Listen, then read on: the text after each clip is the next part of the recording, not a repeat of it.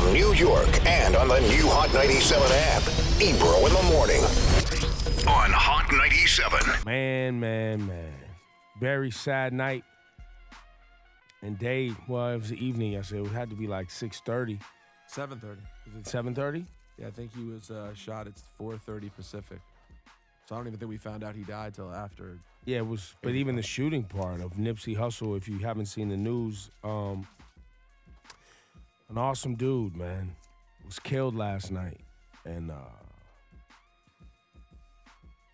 the location he was killed, the store that he was killed in front of was his clothing store. It was the location where he used to hang out and sell drugs when he was coming up. And he bought it and turned it into something positive. And something happened in front of the store while he stood out there. Two of his colleagues. And there's not a lot of information. I don't know if there was new information overnight, but when I was, as of like 11 o'clock last night, when I was watching the spokesperson for the LAPD on the news, it was very limited. It was like, all we know is there was a black male suspect that did the shooting.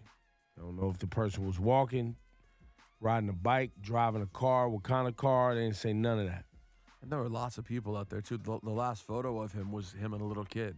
It was him posing with like a 3-year-old was Right. the last photo of him that was taken. In an area like that, there's usually cameras, so I'm assuming they're waiting to release more information. I'm assuming, which I hope. But that's all we know right now. And it's terrible. He was a husband. He's a father. He's a brother and a son. I've met his dad. I've met his brother.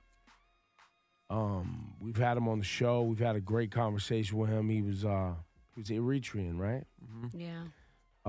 He's been back to Africa. He's very, very aware of his African heritage and his cultural roots. He's very, very knowledgeable in hip hop.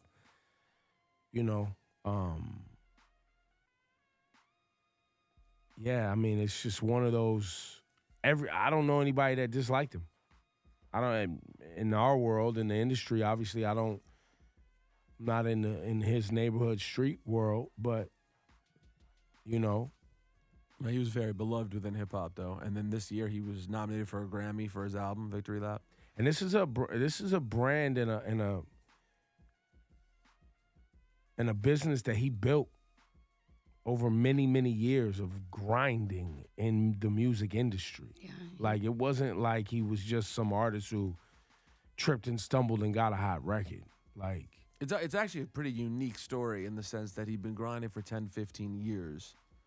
And in some senses was almost like a local LA artist because he was always on the radio and big in LA, even when here he was that's right. had faded. And I remember one time being out there like 6 years ago and being like, damn, they're still doing it for Nipsey out here. They're still really going hard for Nipsey. Because I thought the time had kind of passed, right? Like I thought. Nah, he was a local hero. But I was like, wow, he's still huge in LA. And his last album, Victory Lap. Well, then finally to go that long, and then 15 years in, you drop this body of work that's universally like, bro, you did it, and it blows up, and gets nominated for a Grammy, and everyone loves it. It's on everyone's list.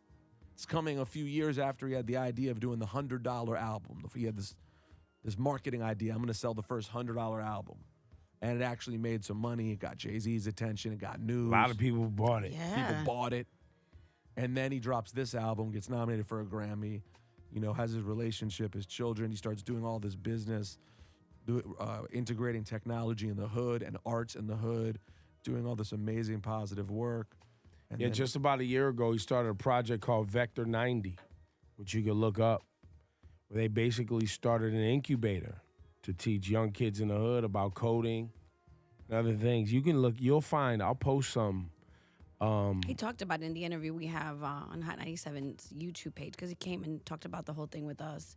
But above all, he was such an advocate for ownership. He was trying to bring all his business to the neighborhood that he grew up in to bring those dollars back into his community. He was always pushing for ownership. And if you see old videos of Nipsey, you see him with like short hair and he's still talking like, yo, we gotta own, we gotta invest he always had such a positive message when it came to that. He was always uplifting his community in a different way. Yeah, no, this is a hip-hop tragedy. And you will,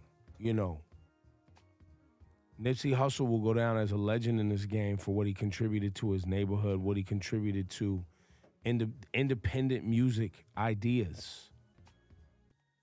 He was 33 years old, man. So young. Yo, man, I was just praying when I heard he got shot that it wasn't fatal. And I was just like, I didn't know. It was one of those situations, you know how we talk and we're always like, who runs the social media when tragedy happens? It was one of those moments where I knew I wanted to like get everybody praying. Like I found myself wanting to tweet like, yo, and then I would delete it. Like, it's Twitter. Why am I doing that? But I didn't really know, I called people in LA. They were all crying. Everybody was crying. And, I'm holding back, going down my, conspiracy theory path because, first and foremost, somebody lost a dad and a husband and a son was lost. And this is a human being.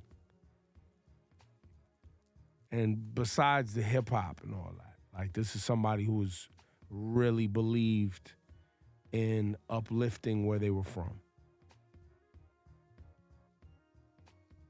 And was never begging, man. Was willing to take advice, critique, just wanted to work hard in this game, man. Was just a student of hip hop. Cass One did an amazing interview back in 2009 that you sent out to us, which I really appreciate, Cass. Probably one of the first New York DJs to sit down with him in 2009. And it was just a great conversation.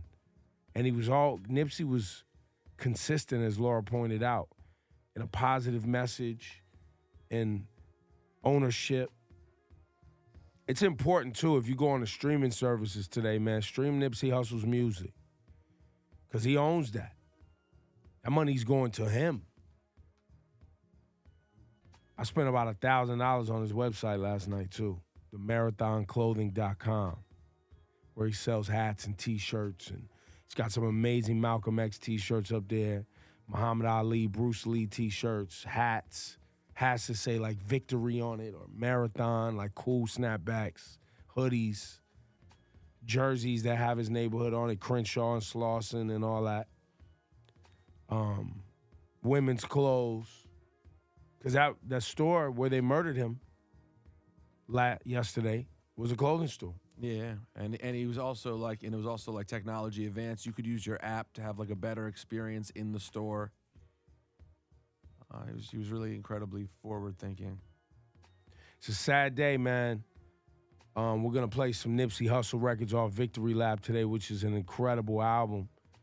If you didn't get to experience it, because out here in New York, it never really was, like, on the radio like that. I know Rosenberg was supporting it. I think Flex was playing a joint with him and Kendrick, Dedication a little bit. We're going to play some of those records this morning. Top 9-7, it's Ebro in the morning. R.I.P. Nipsey Hussle.